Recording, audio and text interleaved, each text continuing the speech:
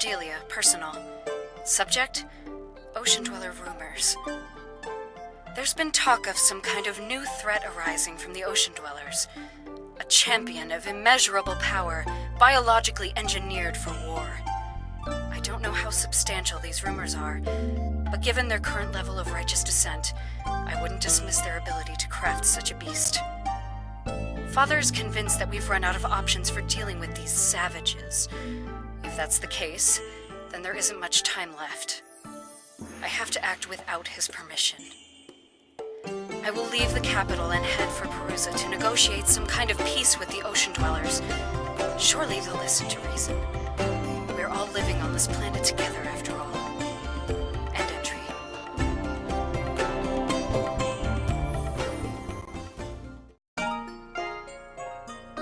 Magister, how goes the research? I have perused numerous texts about the war, but none of them have mentioned anything about Murga that we do not already know. Got some news on that front. I just found a personal audio log from someone named Cordelia, and she was talking about Murga. Cordelia? Princess Cordelia? What did she say? She said that Murga was a champion of some kind. I see. I will look into the matter. You must focus on the imminent threat of Bakunawa. Magister, I think... No.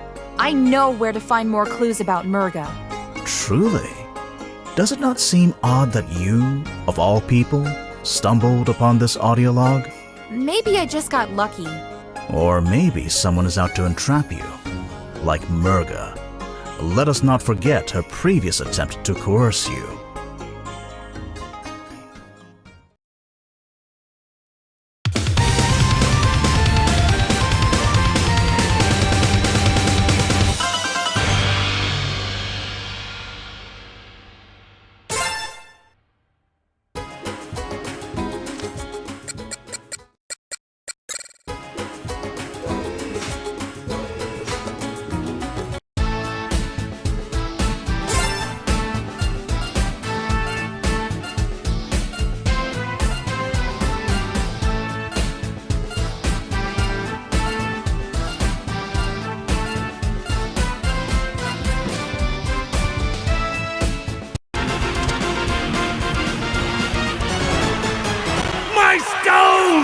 We have a new record!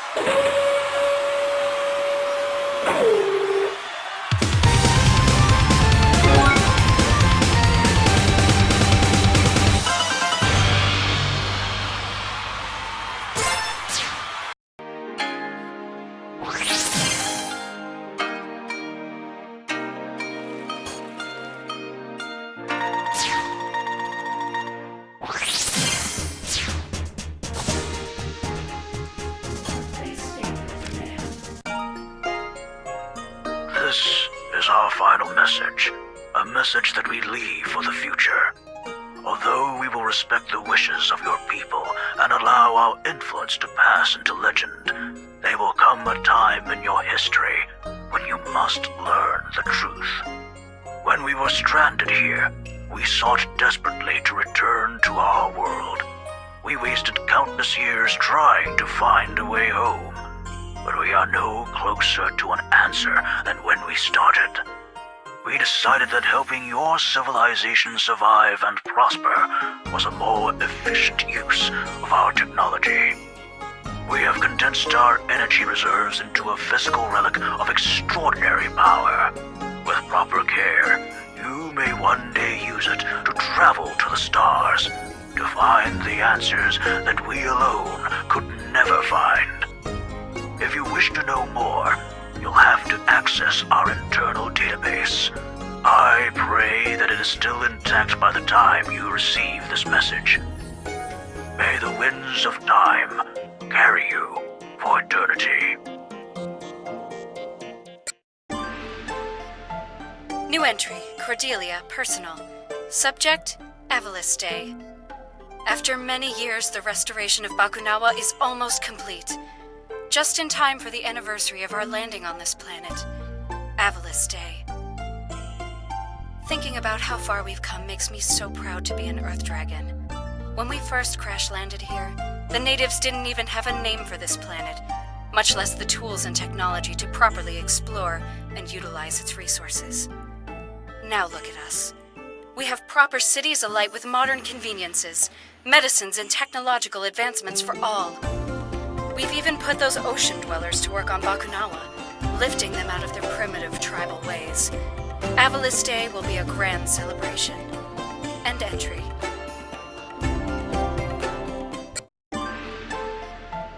New entry, Cordelia, personal.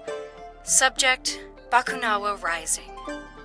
Bakunawa is now undergoing a full evaluation of the ship's systems. We are weeks away from having a fully functional spacecraft again. This is so exciting. However, I'm sad to report that not everyone shares in that excitement. There have been rumblings of dissatisfaction from the laborers working on Bakunawa's restoration, complaining about long hours and dangerous conditions. I think it's just a bunch of backtalk from some people who've had it too good for too long. My maid Perlis agrees, and she's one of them.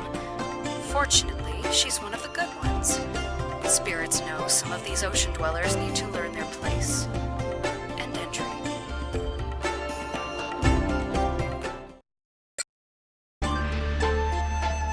New entry, Cordelia, personal.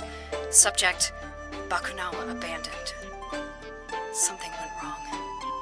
We think it was an accident. I really don't know what to believe right now. The Bakunawa restoration project has been shut down. The ocean dwellers are angry. All of them. Perlis is gone, and so have all our other ocean dweller servants. When I asked Father where they went, he insisted that they'd taken time off to celebrate some kind of holiday. He wouldn't look at me when he told me that. When I asked about what happened with Bakunawa, he told me to mind my own business, still refusing to look at me. I think we've done something truly terrible today. End entry.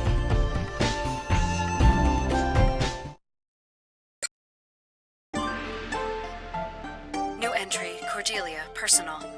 Subject, ocean dweller rumors. There's been talk of some kind of new threat arising from the ocean dwellers. A champion of immeasurable power, biologically engineered for war. I don't know how substantial these rumors are, but given their current level of righteous descent, I wouldn't dismiss their ability to craft such a beast. Father is convinced that we've run out of options for dealing with these savages. If that's the case, then there isn't much time left. I have to act without his permission. I will leave the capital and head for Perusa to negotiate some kind of peace with the ocean dwellers. Surely they'll listen to reason. We're all living on this planet together, after all. End entry.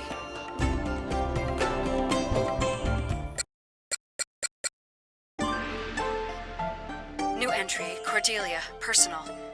Subject, trapped.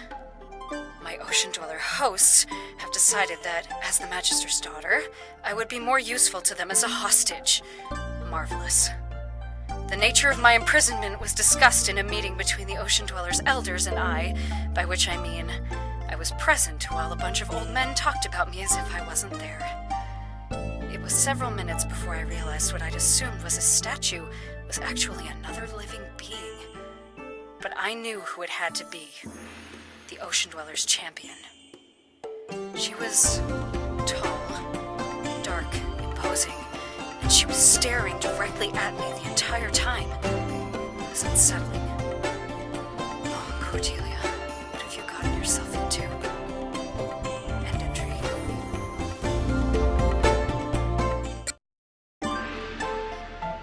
New entry, Cordelia, personal. Subject, her name is Murga. Well, I know the champion's name. Murga. She told me, after telling me that if I was planning any Earth Dragon shenanigans, she'd take my head clean off. Apparently, the champion had the impression that my people were all schemers and liars. She based this on a sampling of everyone she had ever killed. Charming. Champion or not, I was not about to be intimidated. So I told her that if my people were as she generalized, then hers must be equally psychologically homogeneous, meaning they were all as stupid as her. That earned me a glare before she stormed off. I win. Such a child. End entry.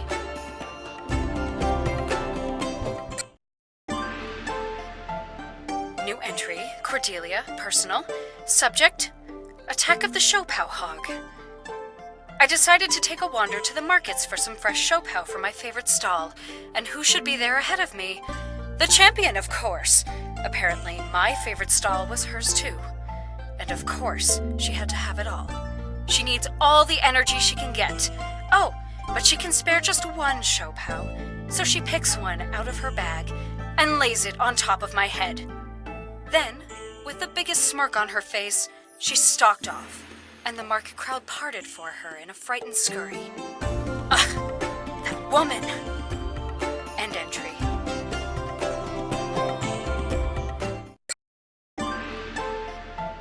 New entry, Cordelia, personal. Subject, no place for a hero. There was an attack by Earth Dragon forces on the beach today. The champion swooped in and simply destroyed the troops. It was ruthlessly efficient. Unfortunately, an ocean dweller child had been caught in the middle of the battle, and his cries summoned nearby adults, and they just stared. They saw the child in pain but refused to come any closer. The champion tried to comfort the child, but that only seemed to make his crying worse. Eventually, she left, and the adults rushed in. As the champion turned away, I could see the expressions of relief wash over their faces, and one of hurt flash over hers. End entry.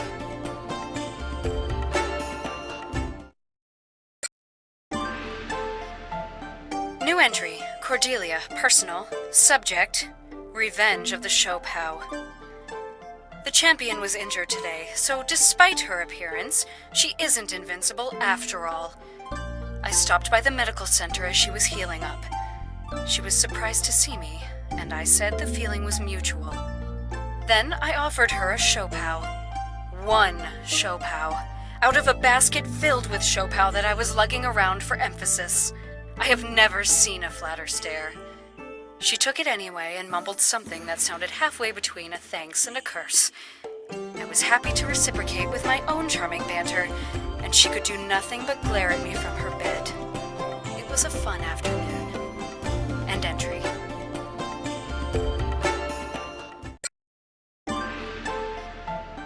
New entry, Cordelia, personal. Subject, flowers for Murga. Unexpectedly, the champion has an interest in flowers. I was wearing a small white flower with a delightful scent in my hair, when Murga identified it as a sampaguita. It turns out that amongst the many things Murga was taught, horticulture had somehow been snuck in there as well. When I asked if she knew the name of more than one flower, she took immediate offense and dragged me to the nearest garden. She then started listing the names of the flowers there and their uses. I didn't have the heart to interrupt her. I've never seen her as happy as she was today. I like seeing her happy. End entry. New entry, Cordelia, personal. Subject, or fight. I tried broaching the subject of peace to Murga again tonight. She wasn't happy to talk about it and tried to distract me. I pointed out that if she and I could get along, why couldn't our people as well? She said it was impossible, that I was one of the good ones. I stormed out. I was rather furious at that point, mostly at myself. Well, now I know what being on this side of that comparison feels like. Stupid Cordelia. Murga found me later with some freshly picked moonflowers in hand and an apology. She knew exactly what to do and say. Got me wrapped around her fingers.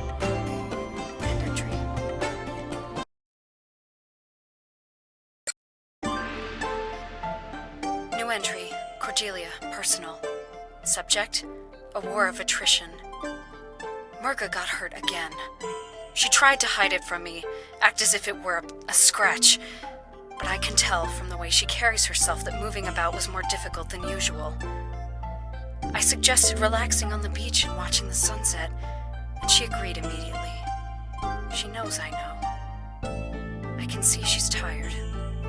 This war has taken its toll on all of us, but most especially on Murga. She can't keep going like this. I have to convince our leaders that this isn't the only way. End entry.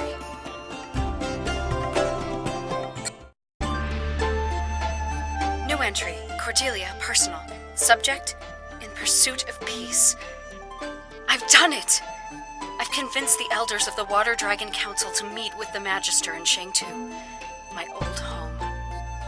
I think both sides expect some kind of duplicity, but I'm not worried. Murga will be with us to provide protection. If anything were to happen to us, she would cut through the country's troops like a hot knife through butter. And I think everyone is well aware of that. I have to go now. The caravan is leaving. Whatever happens next, I hope to free Murga of her role as the Ocean Dwellers champion. It won't be an easy road, but nothing worth doing is. End entry.